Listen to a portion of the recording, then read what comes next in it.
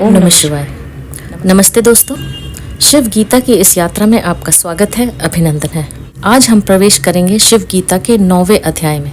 इसके पहले वाले अध्याय यानी 8वें अध्याय में श्री रामचंद्र जी का शरीर रचना जानने की जिज्ञासा करना, शिव जी द्वारा शरीर रचना का वर्णन, गर्भ अवस्था के दुख, वृद्ध अवस्था के दुख और दुख निवृत्ति के उपाय, इन सब बातों की चर्चा हुई है। 9वें अध्याय में ब्रह्म का स्वरूप, त्रिगुणात्मक प्रकृति से पंचभूतों की रचना, माता पिता के संयोग से शरीर रचना में आत्म चेतना की भूमिका, इन सब बातों की चर्चा हुई है। यदि आप चैनल पर पहली बार आए हैं तो इसके पहले वाले अध्यायों के लिंक आपको डिस्क्रिप्शन में मिल जाएंगे।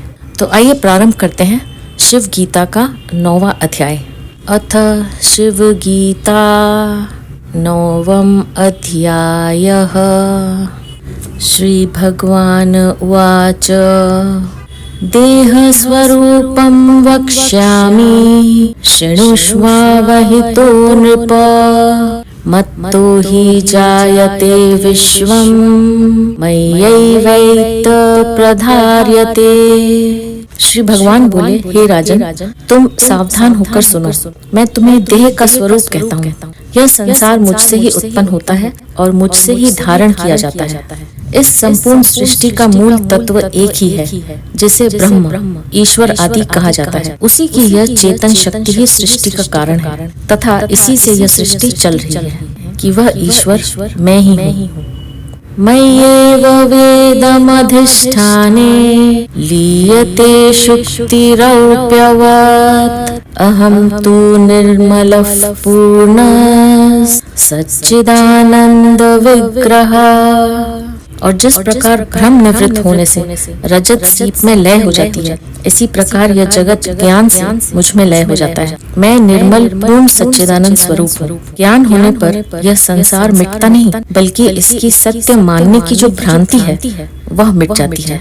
सत्य तो एकमात्र ईश्वर ही है, ऐसा ज्ञान हो जाता है। जिस प्रकार सीपी में जो रजत की भ्रांति हो जाती है, रस्सी में सर्प की भ्रांति हो जाती है, वह प्रत्यक्ष दर्शन से ही मिटती है। इससे सीपी और रस्सी मिट नहीं जाती, बल्कि जो भ्रांति थी वह मिट गई। इसी प्रकार ज्ञान हो जाने पर वह सत्यता को मनुष्य जान लेता है कि वह सच्चिदानंद ईश्वर ही सब कुछ है, अन्य सभी मिथ्या है। असंगो निरहंकारः शुद्धं ब्रह्म सनातनम् अनाद्यविद्यायुक्तः सन् जगत्कारणतां व्रजे। मैं संग रहित, अहंकार रहित, शुद्ध सनातन ब्रह्म हूँ। मैं अनादि सिद्ध, माया से युक्त होकर जगत का कारण होता हूँ।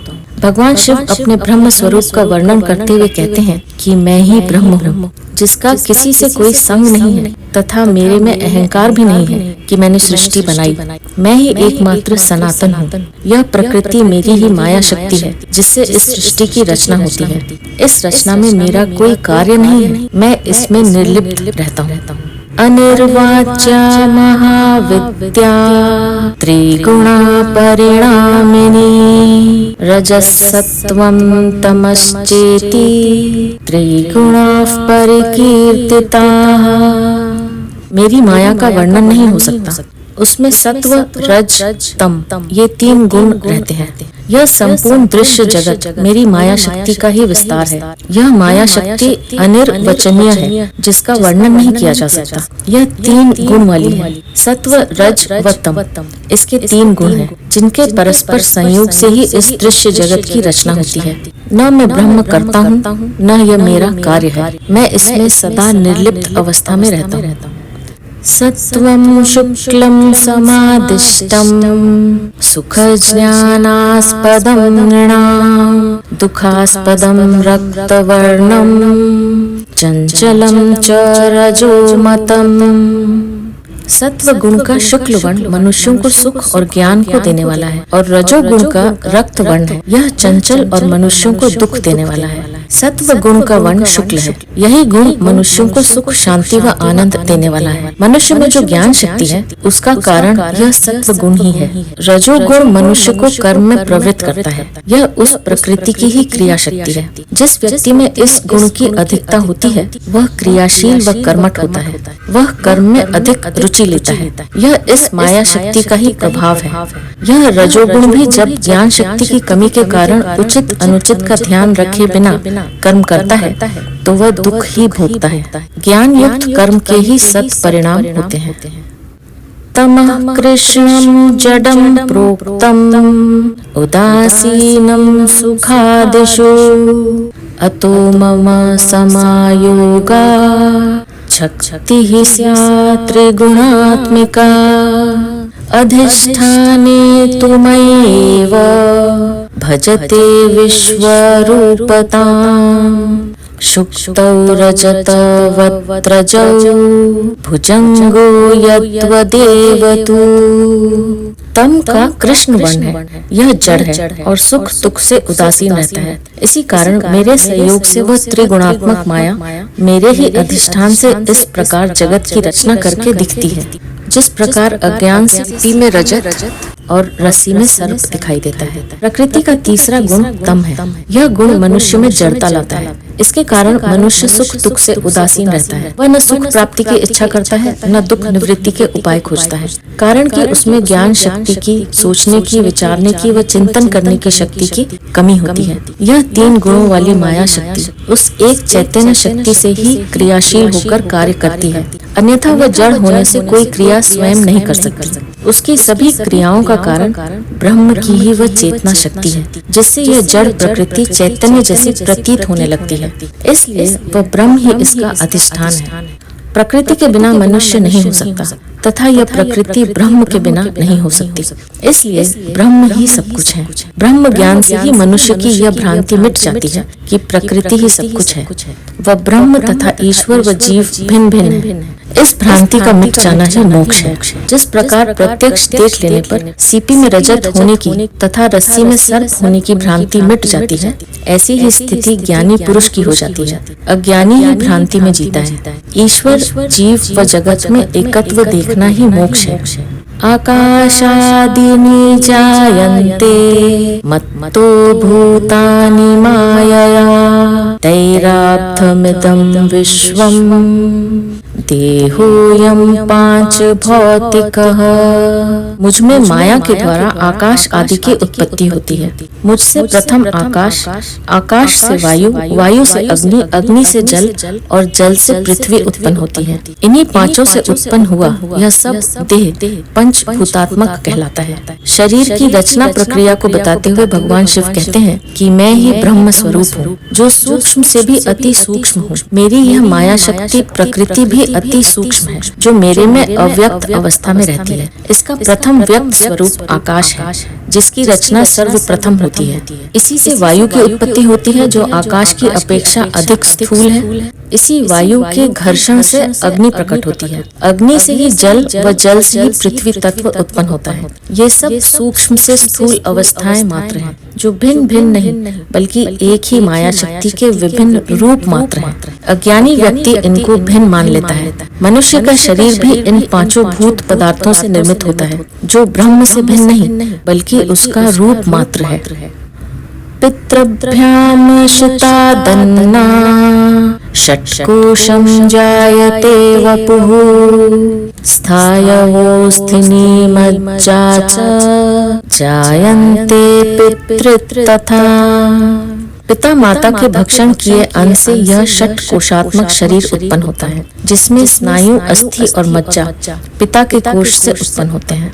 मनुष्य का शरीर 6 तत्वों से मिलकर बनता है, जिसमें पिता के वीर्य से स्नायु, अस्थि और मज्जा उत्पन्न होती है तथा पिता का वीर्य उसके द्वारा भक्षण किए हुए अन्न से बनता है।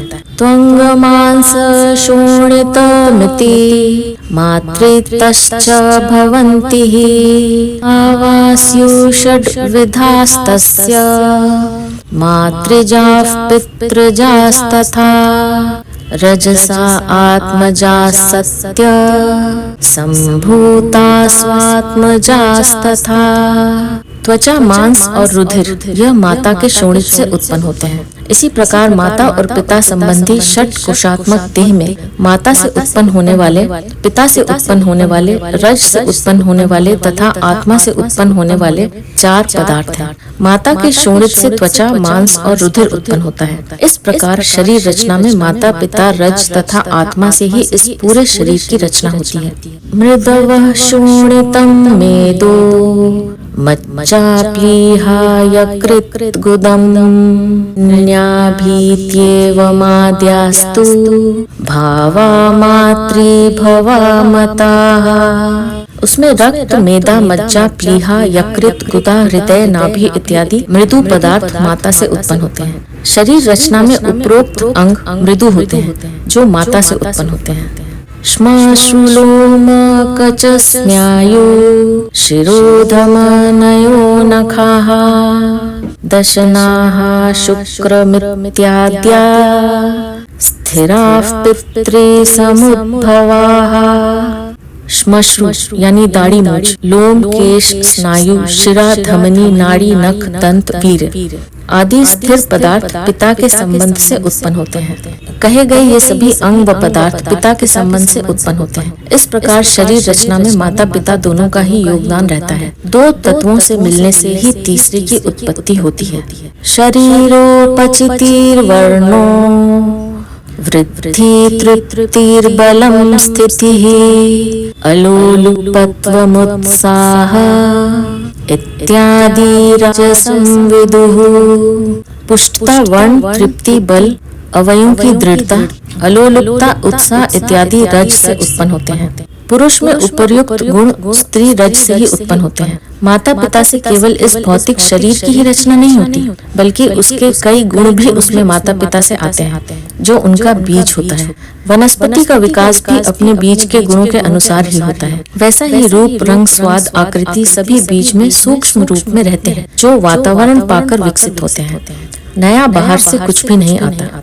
इच्छा, द्वेष, सुखम, दुख, धर्माधर्मै च भावना, प्रयत्नो ज्ञानमायुश्चे इंद्रियाणि यवमात्मजाः। इच्छा, द्वेष, सुख, दुख, धर्म, अधर्म, भावना, प्रयत्न, ज्ञान, आयुष्य, इंद्रिय इत्यादि यह आत्मज यानी आत्मा से उत्पन्न हुए कहलाते हैं। शरीर की रचना प्रक्रिया अत्यंत ही जटिल है। इसका कुंभकार द्वारा घट निर्माण के जैसा निर्माण नहीं है कि केवल स्त्री पुरुष के संयोग मात्र से इसकी रचना हो गई हो। इसके निर्माण में कई तत्वों का योगदान रहता है। भौतिक अंगों की रचना तो माता पिता के रज और वीर्य से हो जाती है, किंतु उसमें उपर्युक्त गुण आत्मा से आते हैं। यहाँ आत्मा का अर्थ उस जीवात्मा से है जो अपने कर्म अनुसार भिन्न भिन्न शरीरों में अलग से प्रवेश करती है। उसके उपर्युक्त गुण ही उस जीव में उत्पन्न होते हैं। इसलिए इन गुणों के कारण उस बालक का व्यक्तित्व माता पिता से भिन्न स्वभाव वाला बनता है। ज्ञानेन्द्रियाणि श्रवणं स्पर्शनं दर्शनं तथा रसनं घ्राणमित्याहुः पंच तेषां तु गोचराः। श्रोत्र, त्वचा, चक्षु, जीवा और घ्राण ये 5 ज्ञानेंद्रियां कहलाते हैं। ज्ञान आत्मा का विषय है, जो ईश्वर की चेतना शक्ति है। जड़ प्रकृति में ज्ञान का अभाव होता है, जिससे वे किसी वस्तु को जान नहीं सकते। भौतिक पदार्थ 5 हैं: आकाश, वायु, अग्नि, जल और पृथ्वी। इन पांचों के 5 गुण हैं: आकाश का शब्द, वायु का स्पर्श, अग्नि का रूप, जल का रस तथा पृथ्वी का गंध। इन पांचों के ज्ञान के लिए उस आत्म चेतना से 5 ज्ञानेंद्रियों का विकास हुआ। ये पांचों इन पांचों का ज्ञान प्राप्त करती हैं। शब्द के ज्ञान के लिए कान, स्पर्श के ज्ञान के लिए त्वचा, रूप के ज्ञान के लिए आँख, रस के ज्ञान के लिए जीवा तथा गंध के ज्ञान के लिए नासिका का विकास हुआ। ये पांचों एक एक का ज्ञान प्राप्त करती हैं तथा मन ही इनके पूर्ण स्वरूप को जानने वाला है। ये इंद्रियां कारण हैं, जिनके माध्यम से ज्ञान उस मन को ही होता है। ये द्वार मात्र हैं। ये इंद्रियां भी चेतना शक्ति से ही ज्ञान प्राप्त करती हैं। चेतना के बिना ये भी व्यर्थ हो जाती हैं। शब्द, स्पर्श तथा रूपम रसो गंध इति क्रमात् वाक्कराङ्घ्रि गुदोपस्था याहुः कर्मेन्द्रियाणि। क्रम से ही शब्द, स्पर्श, रूप, रस, गंध, यह 5 इनके विषय हैं। वाणी, हाथ, पैर, गुदा और उपस्थ यानी लिंग, यह 5 कर्म इंद्रियां हैं। केवल ज्ञान से सृष्टि की न तो रचना हो सकती है और न इसका विस्तार ही हो सकता है। ईश्वर ने सर्वप्रथम मानस पुत्र उत्पन्न किए जो केवल ज्ञानी थे। इनसे सृष्टि का विस्तार नहीं हुआ, जिससे बाद में उसने काम सृष्टि उत्पन्न की। इसी से सृष्टि का विस्तार होता चला गया। कामना के कारण ही कर्मों का आविर्भाव हुआ। ये कर्म भी 5 प्रकार के होते हैं, जिससे सृष्टि चक्र निरंतर चलता रहता है। इनके लिए 5 कर्म इंद्रियों का विकास इसी आत्म चेतना से हुआ। ये कर्म इंद्रियां हैं। बोलने के लिए वाणी, ग्रहण करने के लिए हाथ, चलने के लिए पांव, मल विसर्जन के लिए गुदा तथा सृष्टि विस्तार एवं आनंद प्राप्ति के लिए लिंग का विकास हुआ। ये 5 कर्म इंद्रियां हैं। ईश्वर स्वयं आनंद स्वरूप है। संभोग में जो आनंद की अनुभूति होती है वह ईश्वरीय चेतना के कारण ही होती है। अन्य किसी इंद्रिय को आनंद की अनुभूति नहीं हो सकती। वचनादान गमना विसर्गरतयः क्रमात् कर्मेन्द्रियाणां जानीया नश्चैवोभयात्मकम् क्रियास्तेषां मनोबुद्धि अहंकारस्ततः परम् अंतःकरणमित्याहुः चित्तं चेति चतुष्टयम्। बोलना, लेना देना, चलना, मल विसर्जन और रति, यह क्रम से 5 इंद्रियों के 5 कार्य हैं। और मन, बुद्धि, अहंकार और चित्त, यह अंतःकरण है। 5 ज्ञान इंद्रियां ज्ञान प्राप्त करती हैं तथा 5 कर्म इंद्रियां अपना अपना कार्य करती हैं। इन दोनों का कार्य मन के द्वारा ही होता है। मन की इच्छा के विपरीत ये कोई भी कार्य नहीं कर सकती। अतः ज्ञान और कर्म दोनों मन की इच्छा अनुसार ही होते हैं। इनके अतिरिक्त मन, बुद्धि, चित्त और अहंकार अंतःकरण है, जो सभी ज्ञान व कर्म करने के प्रेरक है। सुखम दुःखम च विषयौ विज्ञेयौ मनसः क्रियाः स्मृति भीति विकल्पाद्या बुद्धिस्या निश्चयात्मिका। सुख और दुख मन का विषय है। स्मृति, भय, विकल्प इत्यादि मन के कर्म है और जो निश्चय करती है उसी को बुद्धि कहते हैं। और अहम, यह जो अहंकारात्मक मन की वृत्ति है, इसे ही चित्त कहते हैं। सुख दुख की अनुभूति मन को होती है, आत्मा को इसका अनुभव नहीं होता। इसी प्रकार स्मृति, भय, संकल्प, विकल्प आदि मन के कर्म है। मन में ही कई प्रकार के संकल्प विकल्प उठते हैं। क्या करना चाहिए और क्या नहीं करना चाहिए, इसका निश्चय करने वाली शक्ति को बुद्धि कहा जाता है। यह मन ईश्वर अथवा आत्मा के ज्ञान के अभाव में अपना स्वतंत्र रूप मानने लग जाता है, जिससे इसमें मैं भाव पैदा हो जाता है। इस मैं भाव के कारण ही वह कर्म में प्रवृत्त होता है तथा मैं करता हूँ ऐसा मानने लग जाता है। इसी को अहंकार कहते हैं। यही मन की वृत्ति है जो उसका अज्ञान है। इसी को चित्त कहा जाता है। इस चित्त के कारण ही वह स्वयं को ईश्वर से भिन्न मानने लगता है। अहम ममेत्य अहंकार चित्तं चेतयते यतः सत्वाख्यं अंतःकरणं गुणभेदास्त्रिधा मतम् सत्वं रजतम् इति गुणाः सत्त्वात्तु सात्विकाः आस्तिक्य शुद्धि धर्मै कमति प्रभृतयो मताः रजसो राजसा भावाः काम क्रोध मदादयः। यह अंतःकरण भी सतो गुण आदि के भेद से 3 प्रकार का है। सत्व, रज, तम, यह 3 गुण हैं। जब सतो गुण प्रधान होता है तब आस्तिक्य, बुद्धि, स्वच्छता, धर्म में रुचि इत्यादि सात्विक धर्म प्राप्त होते हैं। और जब रजोगुण प्रधान होता है तो काम, क्रोध, मद इत्यादि होते हैं। प्रकृति में 3 गुण हैं, सत्व, रज और तम।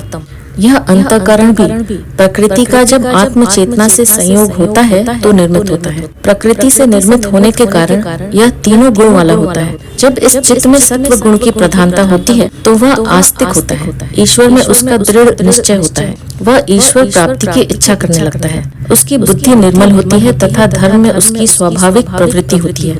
यदि उसमें रजोगुण की प्रधानता होती है तो उसमें काम, क्रोध, लोभ, मोह, मद, मात्सर्य आदि प्रकट होते हैं। यह सब प्रकृति के गुणों का ही प्रभाव है। निद्रालस्य प्रमादादि वंचनाद्यास्तु तामसाः प्रसन्नेन्द्रियातारोग्यान् आलस्याद्यास्तु सत्वजाः। तमोगुण की प्रधानता में निद्रा, आलस्य, प्रमाद, वंचना होती है। इंद्रियों की प्रसन्नता, आरोग्य, आलस्य का न होना, ये गुण सत्व से उत्पन्न होते हैं। प्रत्येक व्यक्ति में तीनों ही प्रकार के गुण रहते हैं। जिनमें जिस गुण की प्रधानता होती है वैसे ही उसका स्वभाव बन जाता है। सत्व गुण की अधिकता से वह स्वस्थ, निरोग रहता है तथा सदा प्रसन्न रहता है। देहो मात्रात्मकस्तस्मा दादते तद्गुणानिभान् शब्दश्रोत्रं मुखरता वैचित्र्यं सूक्ष्मताधृतिः बलं च गगनाद्वायो स्पर्श च स्पर्शनेन्द्रियम् उक्षेपणं पक्षेपा कुञ्चने गमनं तथा प्रसारणमिति मानि पञ्चकर्माणि रक्षता प्राणापानौ तथा व्याना समानो दान संज्ञकान्। इन 5 महाभूतों की तन मात्रा से उत्पन्न हुआ यह देह उनके गुणों को धारण करता है। आकाश का गुण शब्द है, जिससे श्रोत्र इंद्रिय, वाणी कुशलता, लघुता, धैर्य और बल उत्पन्न होते हैं। वायु से स्पर्श इंद्रिय, त्वचा, स्पर्श सुख, ऊपर फेंकना, नीचे फेंकना, सिकोड़ना, फैलना, चलना, ये वायु से उत्पन्न 5 कर्म होते हैं। प्राण, अपान, व्यान, समान, उदान, यह 5 प्राण है। मनुष्य का शरीर 5 महाभूतों पृथ्वी, जल, अग्नि, वायु और आकाश से निर्मित है, जिससे उस शरीर में इन 5 के गुण विद्यमान रहते हैं। शरीर में जो आकाश तत्व है वह आकाश के गुणों को धारण करता है। आकाश का गुण शब्द है, जिससे शरीर में श्रोत्र इंद्रिय, वाणी कुशलता, लघुता, धैर्य और बल उत्पन्न होते हैं। दूसरा तत्व वायु है। वायु का गुण स्पर्श है, जिससे त्वचा में स्पर्श गुण आता है। यह वायु क्रिया शक्ति है, जिससे सभी क्रियाएं होती हैं, जैसे ऊपर फेंकना, नीचे गिरना, सिकोड़ना, फैलाना, चलना आदि क्रियाएं इस वायु के कारण होती हैं। यह प्राण वायु शरीर में 5 स्थानों पर कार्य करती है, जिसे इन्हें 5 प्रकार का कहा गया है। प्राण, अपान, व्यान, समान और उदान। यह शरीर में भिन्न भिन्न कार्य करती हैं। नागः कूर्मश्च कृक्कलो देवदत्तो धनञ्जयः दशैता वायुविकृति तथा गुणातिलाघवम्। नाग, कूर्म, कृकल, देवदत्त, धनंजय ये 5 उप प्राण कहलाते हैं। ये एक ही वायु के विकार को प्राप्त होने के कारण 10 नाम बताए गए हैं। यह प्राण वायु तो एक ही है, किंतु इनके भिन्न भिन्न स्थानों पर रहकर भिन्न भिन्न कार्य करने के कारण इनको ये 10 नाम दिए गए हैं। इनके कार्य इस प्रकार हैं। तेषां मुख्यतरः प्राणो नाभे कण्ठदवस्थितः चरत्यस्यौ नासिकयो नाभौ हृदय पंकजे शब्दोच्चारण निश्वासो श्वासादेरपि कारणम्। इसमें प्राण वायु मुख्य है, जो नाभि से लेकर कंठ तक स्थित रहता है और नासिका, नाभि तथा हृदय कमल में गमन करता है। इन प्राणों में जो वायु नाभि से लेकर कंठ तक गमन करता है उसे मुख्य प्राण कहा जाता है। इससे नासिका, नाभि तथा हृदय की क्रियाएं संचालित होती हैं।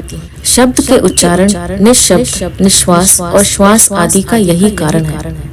अपानस्तु गुदे मेढ्रे कटिजङ्घोदरेष्वपि नाभि कण्ठे वंक्षण्यो रुरुजानुषु तिष्ठति तस्य मूत्रपुरीषादि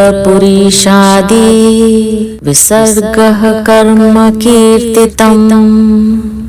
गुदा, लिंग, कटी, जंघा, उदर, नाभि, कंठ, अंडकोश, जोड़ों की संधि और जंघाओं में उपान वायु रहता है। उसका कार्य मल मूत्र का विसर्जन करना है। दूसरी वायु अपान वायु कहलाती है, जो कटी के निम्न भाग में रहती है। इसका कार्य मल मूत्र वीर्य आदि का त्याग करना है। व्यानोक्षी श्रोत्र गुल्फेषु जिह्वाघ्राणेषु तिष्ठति प्राणायाम धृतित्याग ग्रहणाद्यस्य कर्म च। नेत्र, कर्ण, पांव के घुटने, जीवा तथा नासिका, इन 5 स्थानों में व्यान वायु रहता है। प्राणायाम, रेचक, पूरक, कुंभक इसके कर्म है। वह व्यान प्राण इन स्थानों पर रहता है। इसी प्राण वायु से प्राणायाम की स्वाभाविक क्रिया होती है, जिसमें श्वास का आना, शरीर में रुकना तथा पुनः छोड़ने की क्रिया अपने आप चलती रहती है। समानो व्याप्य निखिलम शरीरम वहनिना सह द्विसप्ततिसहस्रेषु नाडीरंध्रेषु संचरन्। समान वायु सब शरीर में व्याप्त होकर जठराग्नि के सहित 72,000 नाड़ियों के रंध्र में संचार करता है। यह समान प्राण वायु शरीर में सर्वत्र व्याप्त रहता है, जिससे शरीर के सभी अंग अपना अपना कार्य करते रहते हैं। यह प्राण शक्ति ही ईश्वर की क्रिया शक्ति है, जो जड़ में चेतना का संचार करती है। आत्म चेतना इसी के माध्यम से शरीर को क्रियाशील बनाती है। इसी शक्ति के कारण जड़ भी चेतना जैसा प्रतीत होने लगता है। भुक्त पीतरसान् सम्य गानयन् देह पुष्टिकृत् उदानः पादयोरास्ते हस्तयोरंग संशिधु। भोजन किए और पिए हुए संपूर्ण रसों द्वारा देह की पुष्टि के निमित्त चरण, हाथ और अंग की संधियों में उदान वायु रहता है। इस प्रकार प्राण वायु जो भी भोजन किया जाता है उसके रसों को हाथ, पैर व अंग की संधियों में पहुंचाता है। उसे उदान वायु कहा जाता है। इसी से शरीर पुष्ट होता है। कर्मस्य देहो नयनो क्रमणादि प्रकीर्तितम् त्वगादि धातु निश्रित्य पंचनागादय स्थिताः। देह का चलाना उठाना इसका कर्म कहा जाता है। त्वचा, मांस, रक्त, अस्थि और स्नायु, इन 5 धातुओं के आश्रय नाग आदि 5 उप प्राण रहते हैं। ये 5 तो मुख्य प्राण हैं, जो कि शरीर के प्रत्येक अंग को सक्रिय बनाते हैं, किंतु इनके अतिरिक्त 5 उप प्राण हैं, जिनके नाम है नाग, कूर्म, कृकल, देवदत्त और धनंजय। उद्गारादि निमेषादि शुद्धपिपासादिकं क्रमात् तंद्री प्रभृति शोकादि तेषां कर्म प्रकीर्तितम्। डकार, हिचकी, यह नाग वायु का कार्य है। पलक खोलना व बंद करना, कटाक्ष, यह कूर्म का कार्य है। भूख प्यास छींकना, यह कृकल का कार्य है। आलस्य निद्रा जभाई, देवदत्त वायु का कार्य है। शोक और हास्य, यह धनंजय वायु का कार्य है।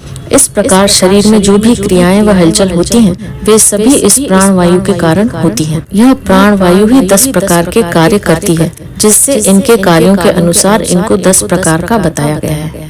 अग्निस्तु रोचकं रूपं दीप्तिं पाकं प्रकाशताम् अमशं तीक्ष्णं सूक्ष्माणाम् ओजस्तेजश्च शूरतां मेधावितां तथा दत्ते जलात्तु रसनं रसं शैत्यं स्नेहं द्रवं स्वेदं गात्रदी मृदुतामपि।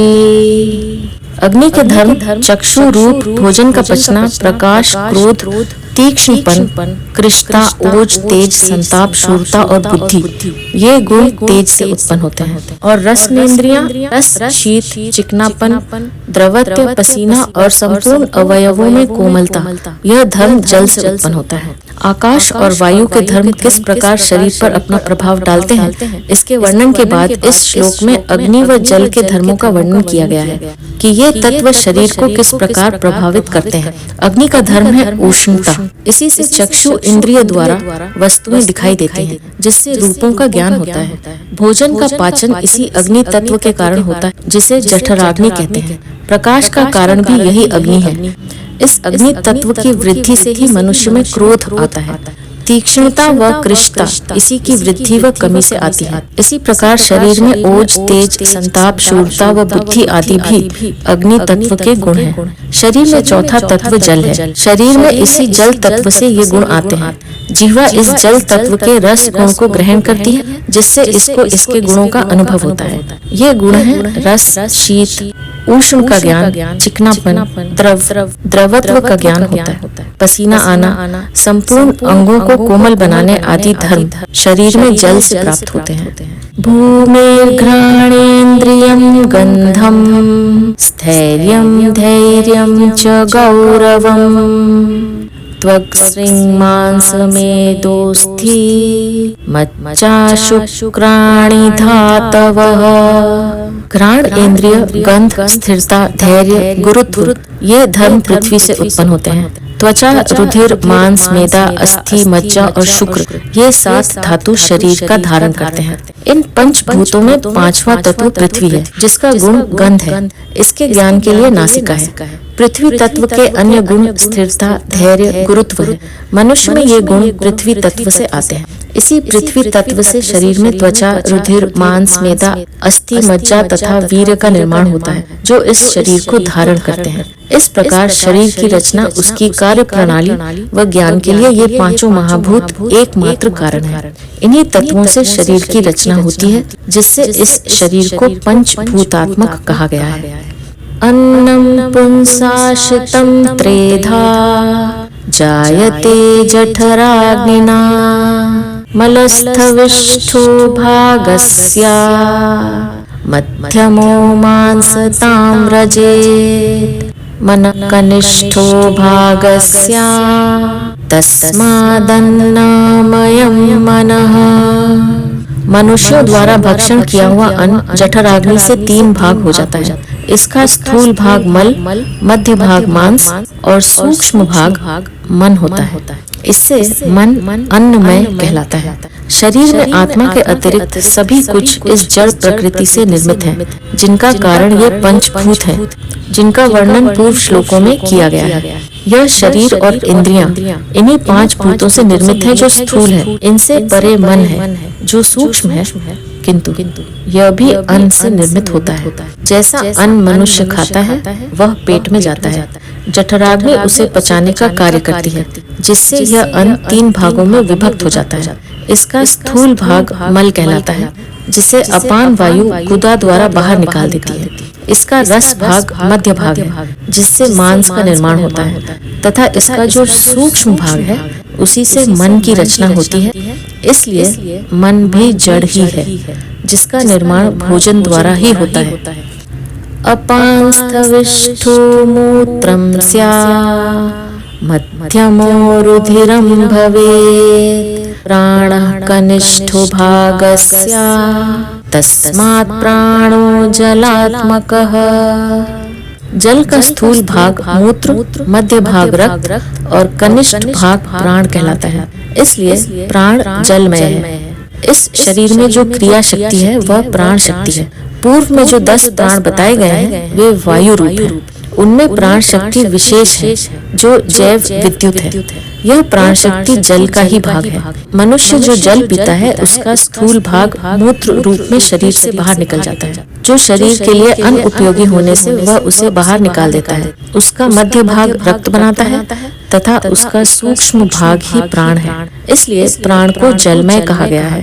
तेजोस्थि स्थविष्ठस्य मज्जा मध्यमसंभवः कनिष्ठा वाङ्मता तस्मा तेजोबन्नात्मकं जगत्।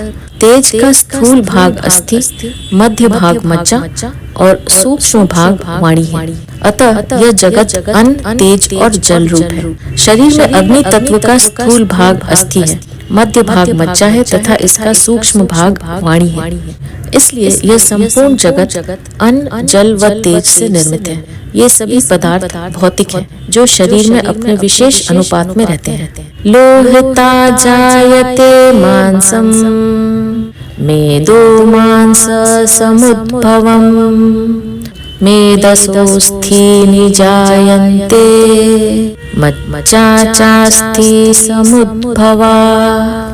रक्त से मांस उत्पन्न होता है, मांस से मेदा, मेदा से अस्थि और अस्थि से मज्जा उत्पन्न होती है।